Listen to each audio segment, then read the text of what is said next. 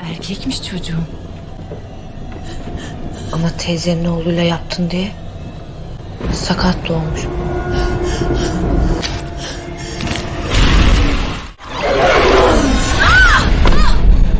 Hai Besti, seru ya setelah liburan akhir pekan. Harus makin semangat dong ya menjalani rutinitas hari ini.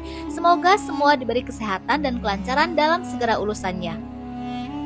Alur cerita film yang akan saya ceritakan kali ini merupakan film lawas. Tapi walaupun jadul, menurut versi saya sih film ini seru loh. Film Sicin yang rilis tahun 2014 silam. Tanpa basa-basi, kuy simak alur ceritanya, stay watching, not sleep, check-in yuk. Di awal cerita kita diperlihatkan dengan dua orang wanita, di mana salah satu dari wanita itu mempunyai maksud dan tujuan sama si Mbah. Wanita itu bernama Aznur. Aznur datang ke si Mbah untuk menanyakan seorang pria, apakah pria yang akan dia pilih bakal membawa kebaikan atau justru membawa dampak buruk untuk kehidupannya kelak. Sana macrup cevap verecek.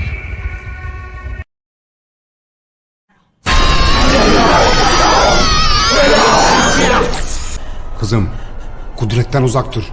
O senin Azrail'in. 12 tahun kemudian, Aznur mendatangi Kudret, pria yang menjadi pujaan hatinya selama ini. Dia mendatangi Kudret untuk meminta pertanggungjawaban atas janin yang sedang dia kandung. Namun Kudret tidak menginginkan bayi yang dikandungnya, karena Kudret sendiri sudah memiliki istri dan anak. Kudret meminta Aznur untuk menggugurkan kandungannya. Usia janin ini sudah 4,5 bulan, jadi sudah terlambat untuk aborsi, jawab Aznur. Aznur tetap bersikeras akan melahirkan bayi yang sedang dia kandung. Terlihat perdebatan di antara mereka, sampai Aznur harus merasakan tamparan dari Kudret yang mendarat di pipi mulusnya. Tiba-tiba Aznur mengalami pendarahan, mungkin Aznur keguguran. Kudret segera menghubungi salah satu teman untuk menggantikannya mengantar Aznur ke rumah sakit. Di tempat lain, seorang wanita gelis, dia adalah Nisa, istri dari Kudret. Nisa sedang menyuapi ibunya yang sudah lama sakit dan mengalami kelumpuhan. Nisa memiliki seorang anak perempuan yang buta sejak lahir. Dia bernama Ceida. Kembali ke Aznur.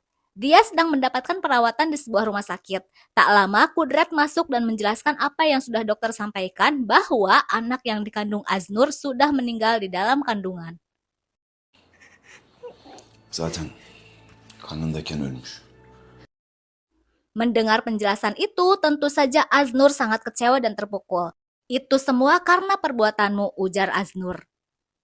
Kudret bilang kalau hari ini hari terakhir mereka bertemu dan tidak ada kelanjutan lagi bagi hubungan mereka yang pernah mereka jalin. Mendengar hal itu, Aznur meminta maaf dan memohon kepada Kudret untuk tidak meninggalkannya.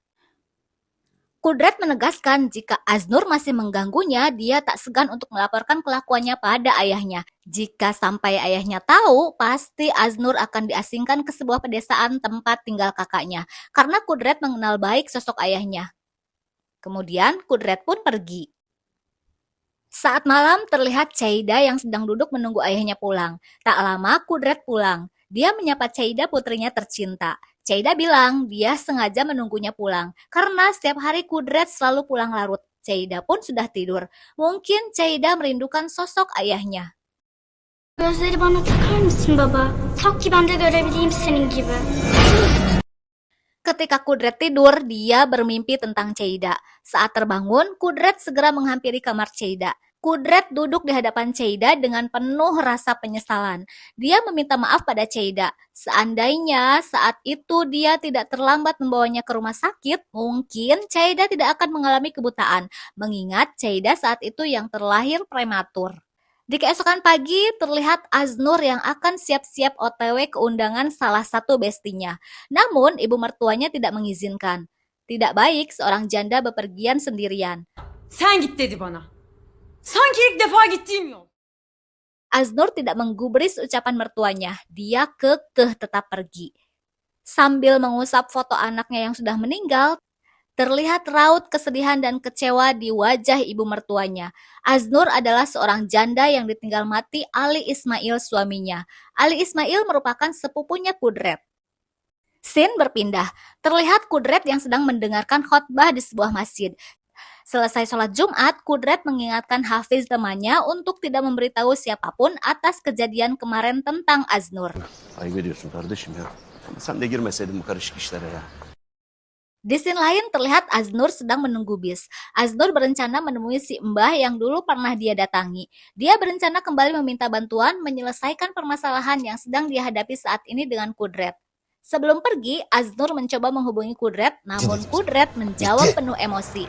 Kudret menjelaskan kalau hubungan ini sudah berakhir, jangan pernah menghubunginya lagi.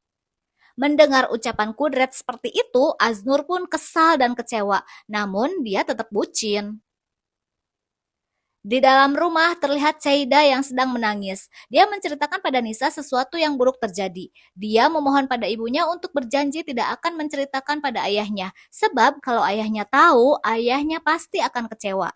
Entah apa maksud tujuan perkataan Saida, saya pun belum paham, Besti. Kembali ke Aznur yang baru sampai ke tempat si Mbah. Terlihat Aznur sedang digelendeng oleh si Mbah karena dia tidak mendengarkan kata-katanya beberapa tahun lalu kalau Kudret bukan pria yang baik untuknya. Tapi kali ini Aznur datang bermaksud untuk memaksakan kehendak agar Kudret menjadi milik dia seutuhnya. Banyak yang harus dilakukan dan tanggung jawabnya berat, jawab si Mbah. Aznur segera menyodorkan uang dari dalam tasnya. Dirasa uangnya kurang, si Mbah minta tambah dikit lagi uangnya. Maybe buat beli kopi sama tahu bulat. Tanpa pikir panjang, Aznur melepaskan dan menyerahkan semua gelang emas miliknya sebagai mahar. Apapun dia lakukan demi memiliki Kudret seutuhnya. Dirasa sudah cukup, si Mbah mulai menanyakan nama istri Kudret dan siapa saja yang tinggal di rumahnya. Kali ini Simbah akan menyihir Nisa targetnya dengan mantra babi. Itu mantra paling ampuh. Cuma Simbah yang mampu melakukannya. Simbah juga sedikit menjelaskan pada Aznur terkait jin yang akan dia rilis. Bahwa dia akan menyeru pada jin Anzar untuk merasuki tubuh Nisa. Dan jin itu akan menawan rohnya. Simbah kembali menerangkan sebelum hari kelima Nisa akan mati dan semua keturunannya juga akan musnah. Semua yang ada kaitan hubungan darah dengan si target akan mati. Untuk menjalankan ritualnya, si Mbah membutuhkan tulang kaki manusia yang baru meninggal, lalu membungkusnya dengan usus babi. Selain itu, si Mbah membutuhkan sesuatu milik target seperti air liur, rambut, darah, atau potongan kuku, dan yang terakhir, foto si target. Efek bucin level max, akhirnya Aznur pun siap untuk segala persyaratan dan resikonya. Si Mbah mulai bergerak. Si Mbah mulai memotong babi untuk mengambil ususnya. Tak lama, langsung menuju pemakaman untuk mencari tulang kaki manusia yang baru meninggal. Kembali ke Aznur. Terlihat mengunjungi rumah Kudret untuk menemui Nisa. Aznur pun ngobrol untuk sekedar basa-basi. Tak lama, Aznur izin pergi ke kamar mandi. Di sana, Aznur berhasil menemukan beberapa helai rambut yang menempel di sisir dan mengambil pembalut di tempat sampah kamar mandi milik Nisa. Karena apa yang dicari sudah dia dapatkan, Aznur pun pamit pulang. Di keesokan hari setelah semua persyaratan lengkap, dia segera kembali ke rumah si Mbah. Si Mbah segera melakukan ritual mempersiapkan segala sesuatunya. Singkat waktu, ritual pun dimulai.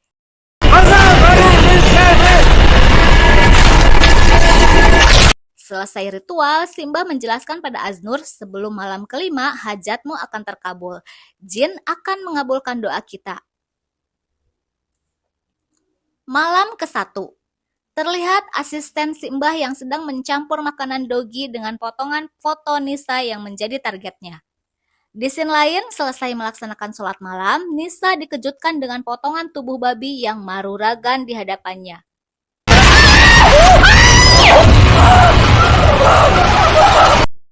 Di keesokan pagi terlihat Nisa sedang curhat pada ibunya. Saat ini dia sering merasakan perasaan yang tidak enak. Ada sesuatu yang terjadi pada diri dan keluarganya, tapi Nisa tidak mengerti apa yang dirasa. Nisa meminta ibunya selalu mendoakannya walau dalam hati untuk kebaikan dan keselamatan keluarganya. Saat sedang membereskan kamar Saida, Nisa mulai mengalami hal-hal aneh, sampai dirinya kerasukan. Nisa memotong rambut boneka dan potongan rambutnya dihuapkeun. Nisa juga memotong rambutnya sendiri, entah setan apa yang merasukinya. Di tempat lain terlihat Aznur yang sedang khawatir dan kebingungan memikirkan ucapan Simbah. Dia memikirkan Caida, keponakan yang dia cintai yang pasti ikut menjadi korban hawa nafsu setan yang menyelimuti diri Aznur. Kembali ke Nisa. Sepertinya dia butuh membicarakan hal ini dengan Kudret tentang kejadian-kejadian aneh yang dia alami akhir-akhir ini. Akhirnya Nisa memberanikan diri menceritakannya pada Kudret, dengan harapan dia bisa sedikit menenangkan atau memberinya solusi. Namun Kudret malah menanggapinya dengan ketus, bahkan dengan sedikit emosi. Dia bicara kemana karep, seolah tidak mempercayai hal yang dialami istrinya. Malam kedua. Ketika Aznur akan tidur, dia didatangi oleh arwah suaminya. Ali datang untuk menceritakan kalau dia bunuh diri karena Aznur tidak mencintainya, justru malah mencintai Kudret sepupunya.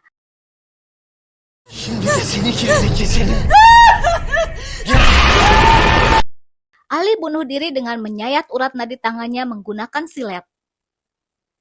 Di keesokan pagi terlihat Nisa sedang mengantarkan Caida sekolah. Nisa masih terngiang ucapan suaminya tadi malam yang tidak mempercayai hal aneh yang dialami dirinya akhir-akhir ini. Sepulang mengantar Caida sekolah, Nisa segera memandikan ibunya. Selesai memandikan ibunya, Nisa membuat teh hangat kesukaan ibunya. Nisa pergi turun ke kamar mandi untuk membuang air bekas mandi ibunya. Saat naik ke atas, tiba-tiba dia melihat ibunya yang sudah lama lumpuh bisa berjalan sendiri ke dapur, lalu menyiramkan air mendidih ke tubuhnya sendiri. Pada akhirnya, ibu Nisa pun wafat. Siang berganti malam, terlihat rumah Kudret dipenuhi ibu-ibu yang sedang tahlilan. Aznur dan ibu mertuanya pun datang untuk mengucapkan bela sungkawa. Bismillahirrahmanirrahim. Malam ketiga. Saat Kudret pulang ke rumah tengah malam, tiba-tiba pintu rumah terbuka sendiri. Kudret pun terkejut. Kudret mendengar suara Caida yang memanggil-manggil dirinya. Dia naik ke lantai atas melihat beberapa orang sedang duduk. Tiba-tiba dia dihampiri sosok yang mirip Nisa istrinya dan sosok Aznur. Beruntung, Kudret berhasil disadarkan oleh Caida yang keluar kamar karena mendengar suara Kudret. Kızım. Di keesokan pagi saat Nisa sedang membereskan pakaian, dia dihampiri Kudret. Dia bilang kalau sekarang dirinya dihantui hal yang sama yang pernah Nisa ceritakan pada Kudret tempo hari. Kudret berkata kalau dirinya akan menemui seorang ulama. Semoga bisa memberikan solusi atas permasalahan yang sedang mereka alami. Scene berpindah. Kudret mengunjungi Farid, salah satu ulama di kampungnya. Kudret menceritakan semua permasalahan dan hal-hal di luar nalar yang saat ini dia dan istrinya alami. Farid menjelaskan kalau saat ini Nisa istrinya terlihat sedang dalam pengaruh sosok makhluk jin jahat yang berniat mencelakai dirinya dan keluarganya. Kudret penasaran kenapa jin itu mengganggu, kami tidak ada masalah dengannya. Farid menjelaskan, kamu mungkin tidak ada masalah, tapi mereka mungkin ada masalah denganmu. Kudret memohon pada Farid untuk membantu permasalahan yang sedang menimpa keluarganya. Farid pun bersedia untuk membantunya. Pada malam hari ketika Nisa sedang ngecos pakaian bolong, tiba-tiba dia mendengar suara batuk di lantai bawah, seperti suara almarhum ibunya. Nisa pun turun ke bawah untuk melihatnya.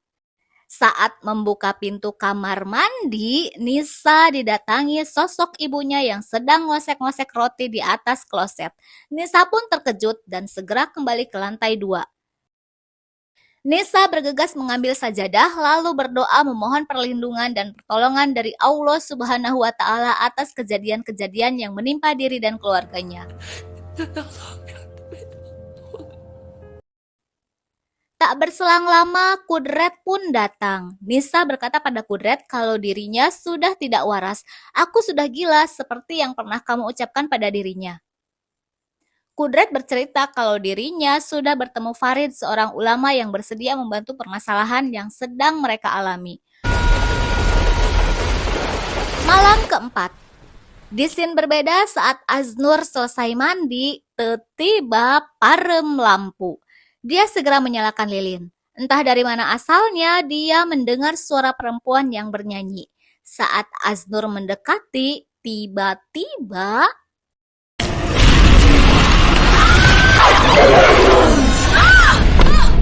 di keesokan pagi, Aznur menghubungi si Mbah. Dia menceritakan kejadian tadi malam diganggu sosok hantu. Aznur menanyakan tentang jin yang merasuki Nisa, apa bisa membahayakan dirinya? Senin bu Nisa'yla bir akrabalığın var mı kızım? Yok hocam nereden olacak?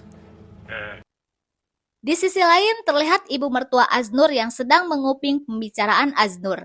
Si Mbah kembali menanyakan pada Aznur apa Aznur memiliki ikatan darah dengan Nisa.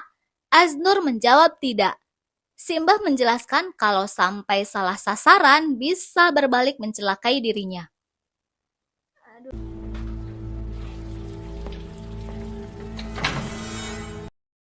Di scene berbeda, Nisa mulai menunjukkan sikapnya yang tidak seperti biasa. Dia terlihat emosian dan kasar. Dia mendorong Cheida, kemudian mengambil sebuah tali rapia yang tanpa ragu segera mengikatkan tali tersebut pada tiang lampu, mencoba untuk gantung diri. Kudret yang melihat Nisa gugulantungan segera menyelamatkan Nisa dengan memotong tali ikatannya. Nisa pun berhasil diselamatkan. Nefes al. Di tempat lain, terlihat Farid sedang prepare untuk pengusiran jin yang merasuki tubuh Nisa.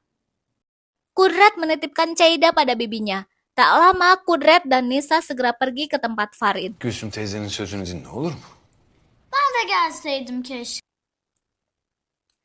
Aznur yang sedang makan malam, tiba-tiba makanan yang dia makan berubah menjadi lintah.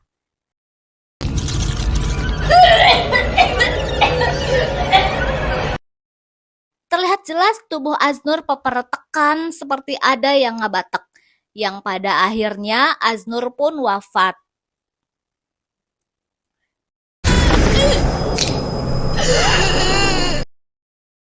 Malam kelima. Sesampai di tempat Farid, Kudret menceritakan kalau tadi bibinya menemuinya di rumahnya.